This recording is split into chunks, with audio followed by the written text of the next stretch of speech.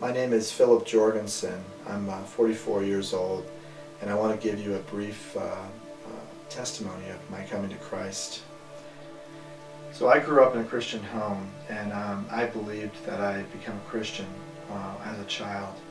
However, I had never fully dealt with sin problems in my life, and that carried on well into my adult life. In January of 2014, I'm an Army officer serving in the Army.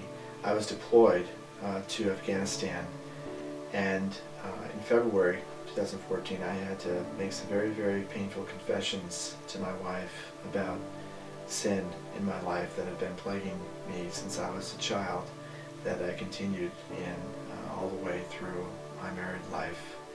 And it was during that time that I realized I wasn't even really a Christian, that Christ had not saved me up until that point. And I began to cry out to God and to confess my sin to Him and ask Him to forgive me and to cleanse me of my sins. So God began to reveal to me the weight of my sin, and that what sin had wrought in my life, and what it had done to relationships in my life, between my wife and I, between my parents and I, between people that I've known throughout the years of attending different churches and friends of mine. And I felt a strong desire to first and foremost be right with God, then also to be right with people that know me, and to make things right with them, to tell them who I was, but also to tell them who by God's grace I have become.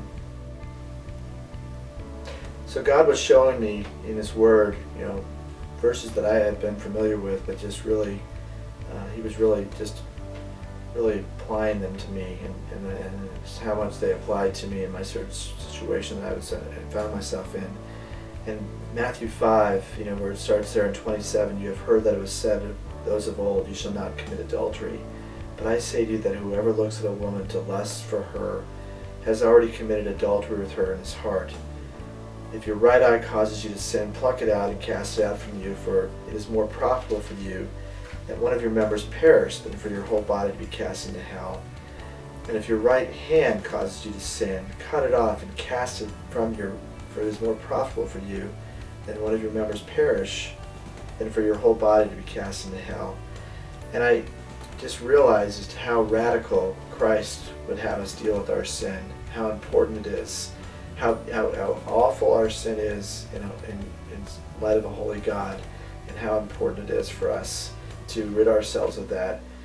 And again, it just caused me to cry out to God all the more to save me, to take those sins that had created a heavy burden on me. I come this morning believing that Jesus is my Lord and Savior, and that He has saved me from my sins. And I thank God for that.